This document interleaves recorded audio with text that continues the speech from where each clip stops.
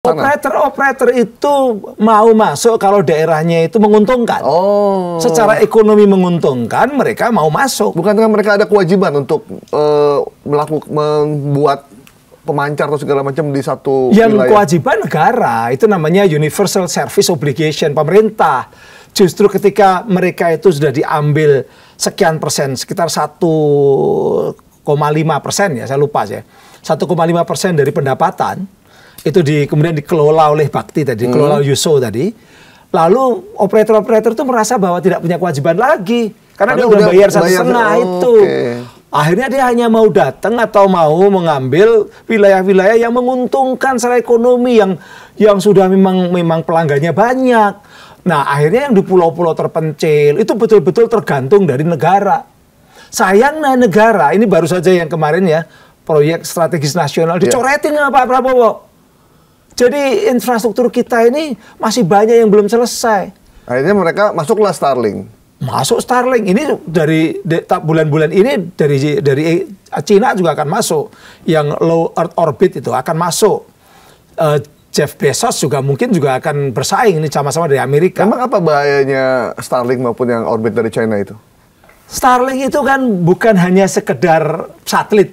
Kalau satelit biasa yang satelit geo ya, yang kayak punyanya katakanlah Satria atau punya ada satelit Garuda kalau dulu begitu ya, satelit punyanya Telkom. Itu dia harus punya landing rate, izinnya di Indonesia. Harus ada operasional di Indonesia. Kalau Starlink itu kan kayak flying BTS, tapi sekaligus flying ISP yang terbang begitu. Nah itu nanti membunuh BTS, membunuh ISP, bahkan dia juga punya yang namanya platform dia sekarang katakanlah masih Twitter kan gitu kan. Itu kan otomatis berarti sehingga negara itu tidak mampu untuk mengendalikan atau katakanlah melihat apa saja konten-konten yang ada di dalam traffic yang dipakai oleh Starlink. Berarti data semua lari ke dia. Data ke dia, infrastruktur di dia. Itu yang namanya kita tidak punya kedaulatan digital. Percakapan semua, video, gambar. Ini kedaulatan digital itu adalah kemampuan suatu negara terhadap kemampuannya untuk memiliki dan mengendalikan infrastruktur miliknya. Karena infrastruktur itu penting, termasuk tadi satelit dan sebagainya. Dulu kita mampu itu. Sekarang karena masuk seperti itu kan berarti kan tidak mungkin. Kemudian infrastruktur platform. Platform itu kan juga infrastruktur sebenarnya. Di luar infrastruktur telekomunikasi ya. Platform kita apa? Anak-anak cucu kita saja misalnya anak-anak cucu kita aja tiap hari di platform, di WhatsApp, di Google, di YouTube. Ini aja di YouTube nanti. Iya, di YouTube. Punya siapa itu? Bukan punya kita. Bukan punya kita. Data-datanya di mana? Data-datanya tergantung mereka dong. Dan karena memang regulasi kita memperbolehkan. Mereka ada di luar negeri. Akhirnya yang terjadi adalah data-data yang ada di Google, WhatsApp, Facebook, Twitter, Instagram, bahkan Shopee, bahkan yang itu adalah aktivitas kita sehari-hari, tidak di negeri ini. Itu yang saya mengkritik itu. Ketika tidak ada di negeri ini, maka bisa dipakai oleh perusahaan-perusahaan tersebut untuk memprofiling kita maupun juga memprediksi kita, baik secara individual, kelompok, bahkan bangsa ini bisa diprediksi. Kecenderungannya apa, keinginannya apa, besok mau ngapain, kebutuhannya apa. Makanya jangan berharap bahwa ekonomi akan terus membaik kalau dunia digitalnya masih dikuasai oleh asing. Oh, sehingga kita kalau habis buka Google, terus kita buka email, kadang apa yang kita cari muncul tuh di email semua. Dan itu profiling berarti ya? Itu kan di profiling, itu juga dipakai untuk memprediksi kebutuhan Indonesia untuk katakanlah untuk sandang apa, untuk makanan apa, untuk kebutuhan-kebutuhan apa. Mereka yang bisa menggunakan data-data itu akhirnya lebih kuat dan lebih cepat dong. Makanya jangan heran kalau misalnya produk-produk Cina itu seolah-olah tahu apa yang kita butuhkan dan harganya bersaing. Itu akan meruntuhkan ekonomi kerakyatan, meruntuhkan UMKM. Karena kita mengabaikan data-data yang tidak kita kuasai tapi ada di luar negeri dan itu mereka olah sebagai sebuah kekuatan untuk memprediksi, bahkan bisa mempengaruhi kita berperilaku seperti apa ke depan. Gitu. Prof, bukan dulu ada kewajiban buat platform asing yang beroperasi di sini datanya ada di dalam negeri? Dulu ada itu sampai dibuat tahun 2012. Ya. 2012. Ada PP 82 tahun 2012 itu memang seperti itu, ya. Tapi itu juga belum semua mau ke sini. Iya, belum semua. Belum tapi semua prosesnya mengarah ke sana. Prosesnya mengarah ke sini.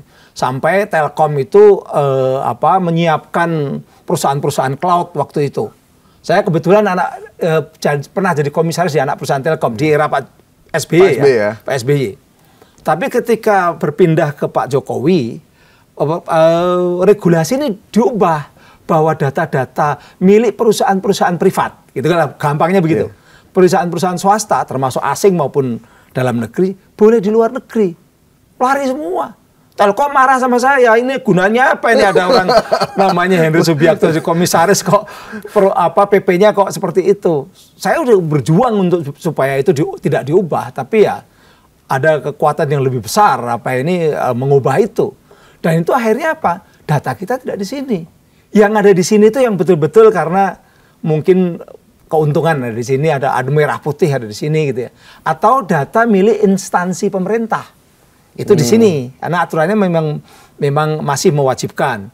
Makanya lalu dibuatlah pusat data nasional. Itu untuk instansi-instansi milik kementerian, minimal milik BUMN lah. Tapi kalau datanya warga semua udah dibawa ke sana. Data yang ada di perusahaan platform PSE asing atau PSE swasta, PSE privat itu boleh di luar negeri dan mereka ke sana.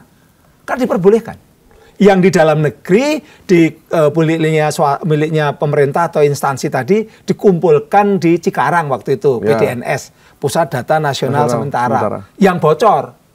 Jadi yang swasta-swasta itu di luar negeri karena memang diperbolehkan, yang miliknya pemerintah, milik instansi di dalam negeri bocor, dibocorkan oleh kelompok-kelompok seperti Bjorka dan lain-lain itu, hacker-hacker itu. Dan kita tidak bisa apa-apa. Anda udah pernah tahu Bjorka ditangkap atau Lockbit ditangkap kan enggak? Enggak ada. Enggak ada kan? Yang ditangkap ini kita Mirzani. Gitu loh. Mungkin nanti yang ditangkap tuh orang-orang yang alamatnya jelas. Yang Anda kalau salah ngomong di sini bisa ditangkap. Saya juga bisa ditangkap. Tapi kalau orang-orang yang tidak perlu kelihatan mukanya, tidak pernah muncul, kemudian tidak perlu tanggung jawab, bikin akun-akun anonim, bikin konten-konten, ya konten-kontennya nggak perlu si pembuatnya itu identitasnya muncul, bisa ngerusak, itu malah nggak kena. Itu kenapa? Ya karena memang negara kita ini nggak punya kedaulatan digital tadi. Polisinya mau nyari dari mana? Itu kan kesulitan. Saya pernah lapor Bareskrim tentang akun anonim, akun yang followernya banyak, saya laporkan. Sebenarnya saya itu ngetes Bareskrim bisa nggak laporan. Dia bilang hanya kami nggak bisa karena kalau mau nangkep orang juga nggak mungkin kan. Ini siapa? Artinya apa? Artinya memang negara ini seringkali tidak mampu untuk menegakkan hukum, gitu loh. Termasuk sebenarnya kalau mau kita lebih fair, kita juga belum mampu untuk take down langsung. Jadi kalau misalnya take down judi online. Itu bukan pemerintah yang take down. Itu siapa? Tapi kalau dia ada di situs, pemerintah bisa minta kepada perusahaan-perusahaan ISP tadi. ISP-nya yang kemudian pemerintah itu ya kirim email ke ISP. ISP tolong ini di take down, ini di take down kan gitu kan. Jadi baru mereka yang take down. Mereka yang take down. ISP di Indonesia ini ada sekitar 1.400 perusahaan. Jadi ada yang gede-gede kayak Telkom itu kayak punya ada yang gede-gede ya punya Telkom, punya Telkomsel, punyanya Indosat yang gede-gede. Tapi ada yang kecil-kecil di daerah-daerah. Itulah kenapa situs judi online nggak bisa diberantas. Salah satunya karena itu. Salah satunya karena itu. Tapi juga situs judul ini seringkali ada di platform global. Misalnya, saya kemarin tuh buka Twitter aja. Twitter tuh ada akun, gambarnya wanita cantik, saya buka. Nanti kalau dicari di Twitter. Itu ternyata di dalamnya itu judul permainan judi online dan sebagainya. Nah itu nggak bisa di take down, kecuali yang take down Twitternya sendiri. Iya. Nah Twitter itu dia independen secara internasional. Yang minta supaya akun-akun yang ada di Twitter tuh di take down, konten di take down tuh ratusan negara, Mas, tidak hanya Indonesia. Jadi misalnya yang minta Malaysia minta, Saudi Arabia minta, Indonesia juga minta. Karena kan mereka kan tiap-tiap negara punya masalah sendiri-sendiri kan kontennya kan. Sehingga sebenarnya bukan kita langsung take down. Ini perlu dijelaskan ke publik. Biar publik tahu publik tuh nggak ada namanya pemerintah langsung take down sendiri tuh nggak ada. Pasti minta tolong. Dia hanya kirim email ke perusahaan ISP. Nah, kalau ISP bisa men-take down itu yang situs-situs. Ada situs bisa di-take down. Kalau ini saya lagi buka aplikasi sport bola.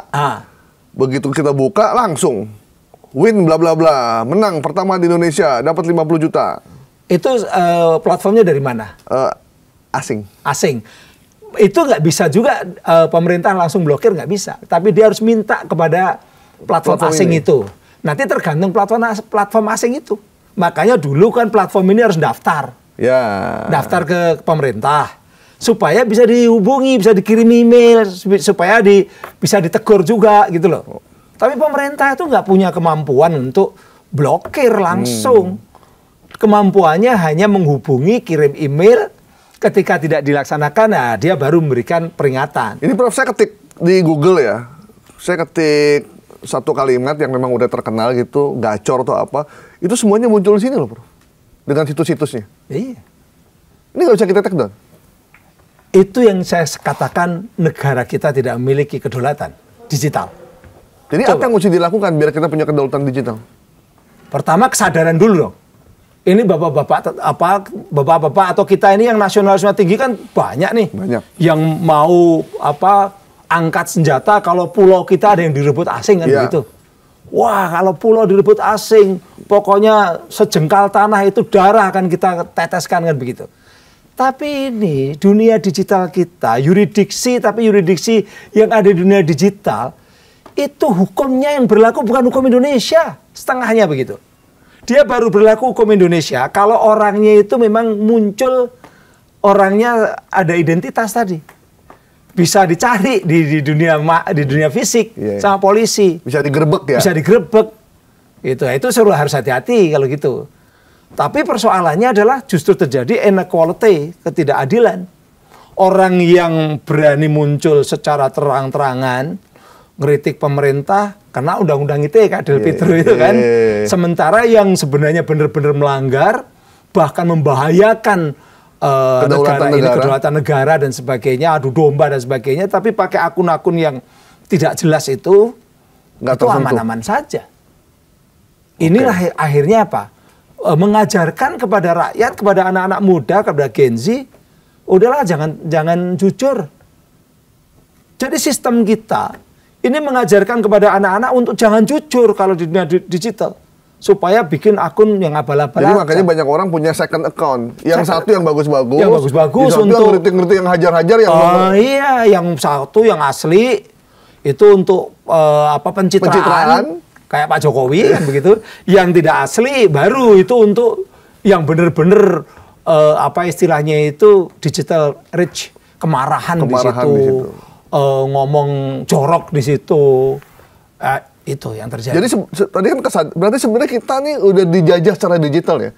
Jadi bukan cuma sejengkal tanah kita, udah setengah tanah digital kita udah dikuasai oleh mereka. Kalau data sudah ada di sana, itu dijajah atau tidak? Ya, dijajah dengan sih. Data yang ada di sana berarti semua perilaku kita bisa diketahui, bisa diprediksi. Itu yang pertama. Yang kedua, ketika di wilayah tempat anak-anak kita hidup, termasuk kita hidup, yaitu dunia digital. Kan sekarang ini kita hidup di dunia digital. Sekolah sudah pada online kan begitu, cari kerjaan atau bekerja di online. Itu banyak yang tidak menggunakan regulasi dan tata nilai Indonesia.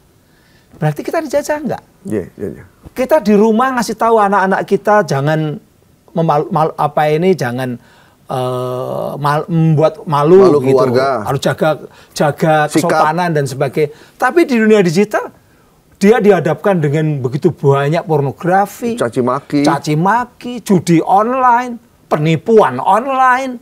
gambar-gambar seksual, gambar-gambar yang tidak pantas ataupun juga macam-macam. Tata nilai kita tidak berlaku seolah-olah di situ. Iya, jadi serem ya. Loh, memang iya. Jadi kalau Anda punya anak, Anda sekolahkan di pesantren atau sekolah yang baik, ya dia 4 jam dilatih dengan kebaikan. Pulang dari sekolah dia pegang HP, itu bisa hutan belantara semua dan itu bisa lebih intensif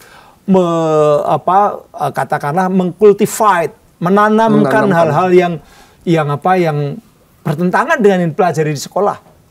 Ya, itu yang hasilnya. Makanya di Jepang saja itu risetnya dari Times Japan, jadi majalah di Times di Jepang, itu banyak kekhawatiran di Jepang bahwa anak-anak muda di Jepang itu mengalami perubahan-perubahan yang drastis. Karena yang dulunya anak-anak muda itu menghormati orang tua, menghormati guru, disiplin. Itu kan orang Jepang kulturnya begitu. Sekarang banyak perubahan. Karena apa? Hampir sama. Ini fenomena global. Apalagi pakai AI. Di kita juga begitu, Prof. Iya, ada anak yang bahkan udah berani melawan orang tuanya seperti dia bermain di dunia digital. Nanti ke depan akan semakin rusak.